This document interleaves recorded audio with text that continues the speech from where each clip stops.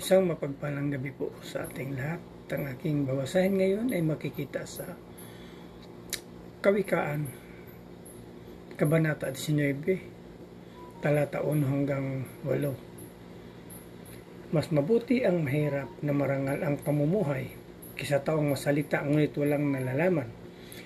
Masugid man kung mangmang, walang mapapakinabang, ang kawalan ng tiyaga ay magbubulit sa kaguluhan. Ipinapahamak ang mangmang ang kanyang sarili, pagkatapos siyawi ang kanyang sinisisi. Ang kayaman ay umaakit ng maraming kaibigan, ngunit ang mahirap ay talikuran ang dating kasamaan.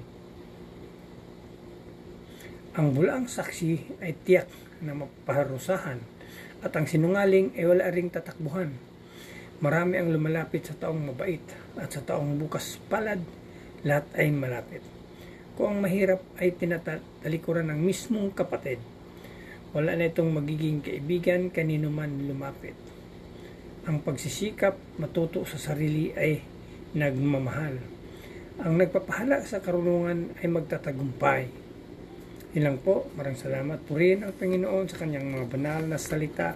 God bless. Isang mapayapang gabi po sa ating lahat. Ang aking po ibabahagi ngayong gabi ay mula po sa Aklat ng Kawikaan, Kabanata 19, sa talata 9 hanggang 12. Ito po ang naksaad. Ang bulaang saksi ay tiyak na mapaparusahan, at ang sinungaling ay wala ring tatakbuhan. Ang masaganang pamumuhay ay di angkop sa isang mangmang, gayon din ang alipin di dapat mamuno sa mga dugong bughaw. Ang kahinahunan ay nagpapakilala ng katalinuhan, at ang pagpapatawad sa masamang ginawa sa kanya ay kanyang karangalan. Ang puot ng hari ay parang leong umuungal, ngunit ang kanyang paglingap ay parang hamog sa halaman. Ito po ang nakasaad sa banal na kasulatan.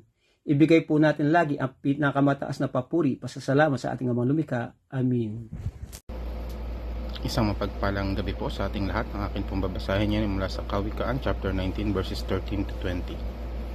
Ang anak na hangal ay kapahamakan sa kanyang ama. Ang bungangerang asawa ay tulad ng tulo na walang tigil. Bahay at kayamanan sa magulang ay namamana, ngunit ang Panginoon lang ang nagbibigay ng maalam na asawa. Kung ikaw ay tamad at tulog lang ng tulog, magugutom ka. Mabubuhay ng matagal ang taong sumusunod sa kautusan, ngunit ang suwail ay hahantong sa kamatayan. Ang tumutulong sa mahirap ay parang nagpapautang sa Panginoon, dahil ang Panginoon ang magbabayad sa kabutihang ginawa niya. Ituwid mo ang iyong anak habang may panahon pa. Kung hindi mo siya itutuwid, ikaw na rin ang magpapahamak sa kanya.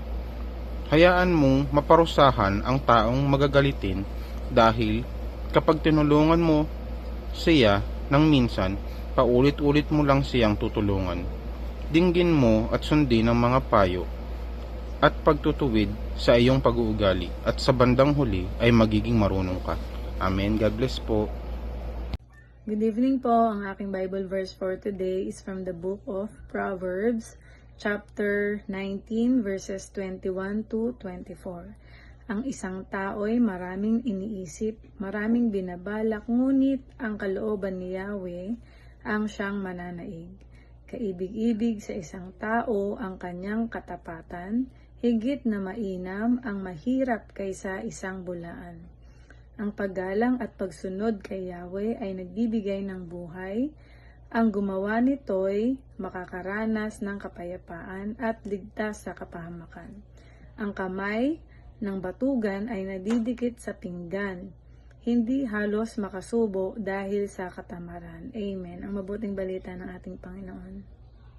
Muli po, isang mapagpalang araw po muli sa ating lahat, at tayo po ay nasa Proverbs chapter 19 verse 25 to 29. So sabi po dito, parusahan ang mangungutya upang matutong mag-ingat ang walang karanasan.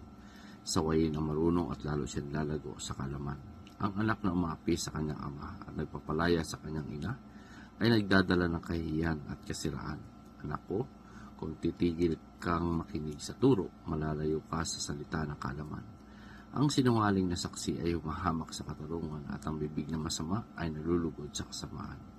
Ang kaparusahan ay nakalaan sa mga mangungutya, at ang pas ay para sa likod ng mga mangmang. So dito makikita po natin, no, yung pagtutuwid ay may layuning magturo at yung marunong tumanggap ng saway ay pinapakita po dito na lalo pong lumalago. So sa talata 26 naman po, yung paggalang sa magulang, ito po ay tanda ng isang mabuting karakter, no? At yung pagmamalupit, yung pagpapabaya sa kanila, ito po ay nagdudulot po ng kahihiyan, no, sa mga anak.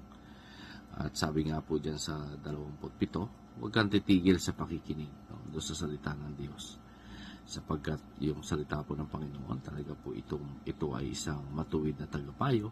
Ito po yung ating gabay sa tamang pamumuhay. So, kinamuhian po ng Diyos yung kasinungalingan, yung pagbaluktot sa katarungan, yan po ay kinamuhian ng Panginoon. At yung patuloy na pagtanggi sa karunungan at pagsaway ay may kasama pong kaparasahan. So, purihin po muli ang Panginoon, and God bless everyone.